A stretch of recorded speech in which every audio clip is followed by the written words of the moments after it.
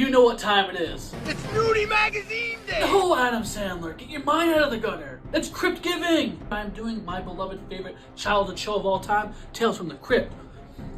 Yeah, that's what I said, Tales from the Crypt. But to start off the series, we're going to start off with a more chiller video. And I'm going to rank the movies, the 3 movies from the Tales from the Crypt canon. I'm not as punny as Mans is over here, but hey, buddy. I think we're going to work pretty well together, aren't we? Ooh, gee, you fat little freak. What, you think you're a horror icon like me? What up, y'all? Welcome back to Phantom at the India Review. I am your host. Why did my hair look like that in the intro? I'm going to keep it. The show must go on. Still, we are on the spooktacular journey of 4,000 subscribers by Thanksgiving. Y'all mean the most to me. I love you. If you're new to the channel, subscribe, or, just give me a few chances before you decide to make that commitment, because I know you have commitment issues.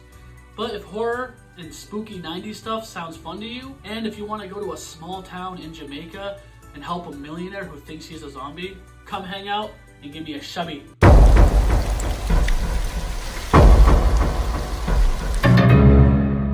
Tales from the Crypt is an American anthology distributed by HBO, and the show's title is based off a famous EC comic from the late 50s. These comics were very divisive back in the day, created by William Gaines. They were way ahead of their time, very spooky, fun, and a lot of kids hid them under the bed next to their porn stash. It's porno. Sorry, pal. No more flogging the bishop. Dad, that's not even a porn magazine. That's Tales from the Crypt, the spookiest thing you ever read. I don't pull my meat to freaky stuff like you, Dad. I saw your search history. Don't hit me.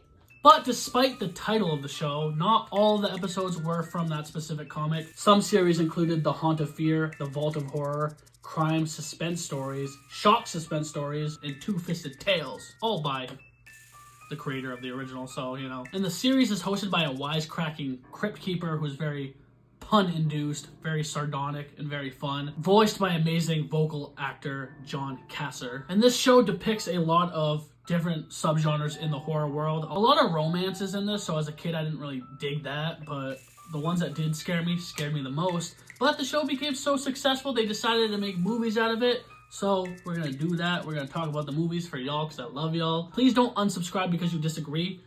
We just homies, dog. We just barking it up. Number 3 has to be, unfortunately, Tales from the Crypt Ritual. Starting off on a sunny island beach, the Crypt Keeper introduces this story for us. But the man is Rastafarian up, bro. He got some deadlocks, got a coconut filled with juice, some baddies on the side, and he's all like, "What up, man? Welcome to the show." And I'm like, man, you sold out for that money big time. You wanted that paycheck. But don't get me wrong, it was funny seeing the Crypt Keeper do that, but it was just such a different take, obviously, on him that kind of dropped my jaw a little bit.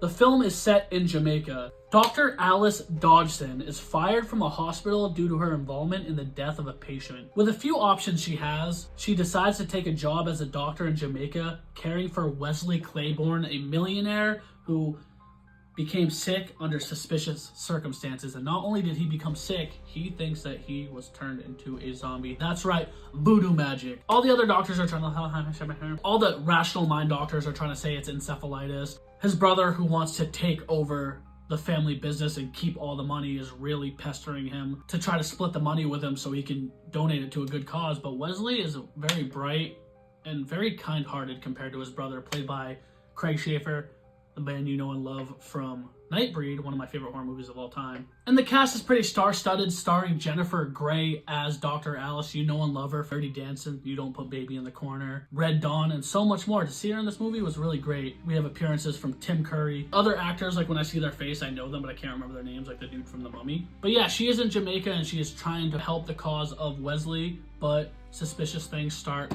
riddling the air, and she starts to find out that Wesley pretty much was turned into a zombie and is slowly dying and becoming one. She befriends Caro, a local girl. Caro advises Alice that recrimination from the voodoo community will only become a result of interference, so she's kind of working behind the scenes trying to make things right. And as all this has happened, people are getting picked off one by one. And I found this movie to be actually quite interesting. For almost 2 hours long, it kind of starts off slow and it doesn't have... But it has great filming quality.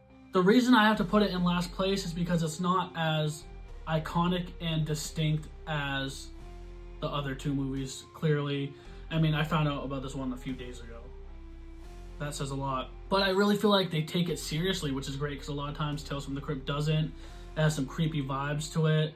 A lot of twists and turns, even the final twist at the end of the movie is really good. But one thing this does that a lot of Tales from the Crypt movies and episodes don't is that it has a happy ending, and I was very shocked by that and very genuinely pleased. So yeah, from all the villagers in Jamaica, all being against voodoo essentially, they're trying to figure out how to stop this curse because they love Wesley. He pretty much owns the village and they would do anything for him, but his evil brother is trying to diabolically take over.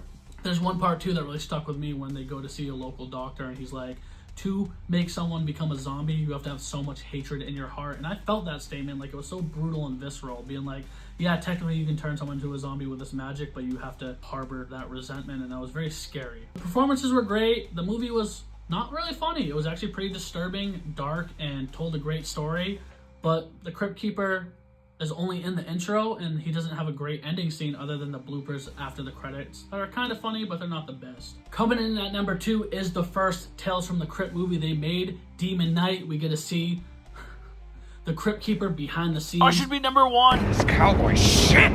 You fucking ho-dunk, po-dunk, well then there, motherfuckers! As a director, and he let Hollywood get to his dumb little skinny skeleton head. On a desert road in New Mexico, a powerful demon in human form, also known as a collector, pursues a drifter named Frank Breaker. This movie, even though the location is very desolate in one note, it is very atmospheric, haunting, and quite tormenting. Billy Zane's performance as the collector is absolutely awesome. He is so funny, so witty, but so dark and twisted. You love it. Billy Zane is arguably one of the most underrated actors of his time. Horror icon William Sadler plays the drifter Frank. With a little fun fact, the very first Tales from the Crypt episode ever, The Man Who Was Death, William Sadler is in it, and he's in the first Tales from the Crypt movies. So he kind of inherently became a staple to the franchise. I really liked his performance in a newer movie called She Came from the Woods. He played a really cool... Alright, dude, stay on track. We're talking Tales from the Crypt.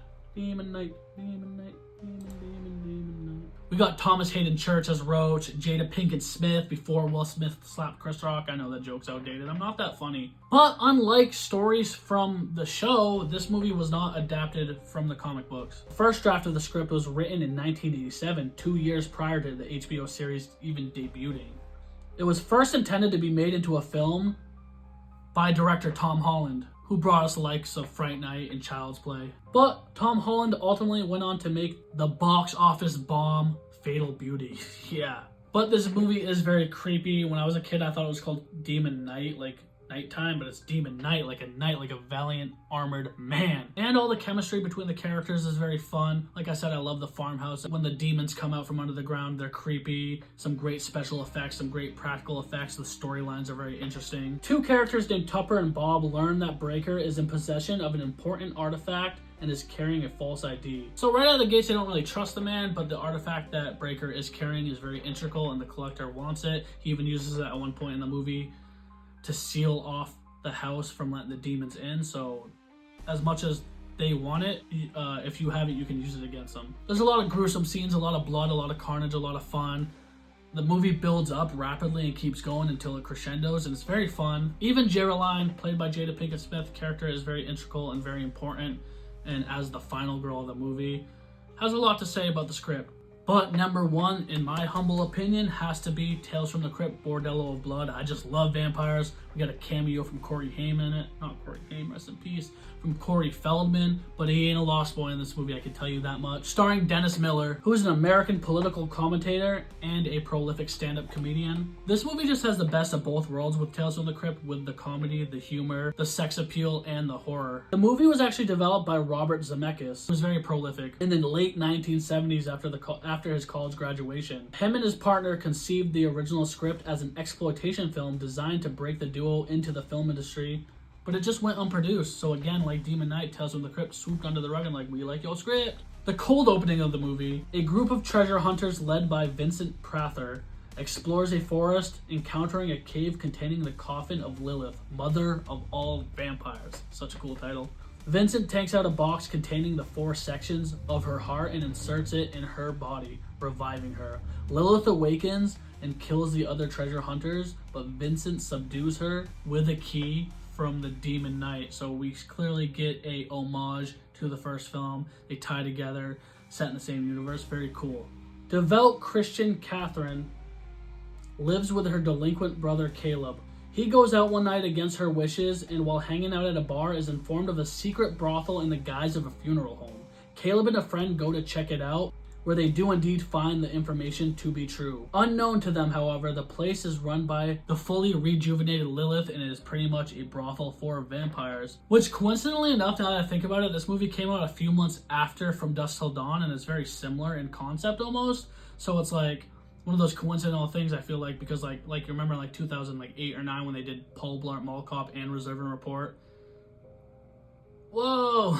So when Caleb goes missing, his sister Catherine is very devastated. She goes to the police. They don't quite help. So to no avail, Catherine reluctantly hires Rafe Gutman, played by Dennis Miller, who is a cynical and sarcastic private investigator. And these two work well off each other, with her being very serious and looking for her brother, and obviously Dennis Miller. His comedy is very distinct and acquired, but I feel like he's very funny. And from there, they go on a chase trying to look for Caleb, and this movie is brutal, this movie's fun, this movie's gutsy. I had so much fun with this movie. I remember watching this movie a lot as a kid around the holiday season. For some reason, Tales from the Crypt always reminds me of Thanksgiving into Christmas, around that vibe. You're sitting around with your siblings, your mom's cooking, you guys are supposed to be watching something family-friendly, but you put on an episode of Tales from the Crypt, and at first glance, it is very disturbing, but it's so funny and wholehearted. And all around, I just found this movie to be very interesting. If you're wondering why I didn't get into great detail about these movies, it's because I'm really trying not to spoil stuff anymore. I realize with my reviews, I heavily spoil stuff a lot.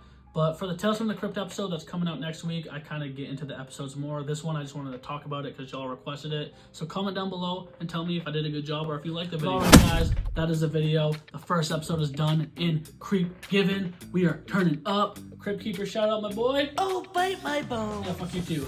But alright guys, that's the video. Subscribe, give me a thumber, hit that ding-ling button harassing you, telling you, hey, it's me, I'm here. And I'm gonna say it one time for the one time and two time for the O's. Give me a hell yeah for horror. God, what a revolting development.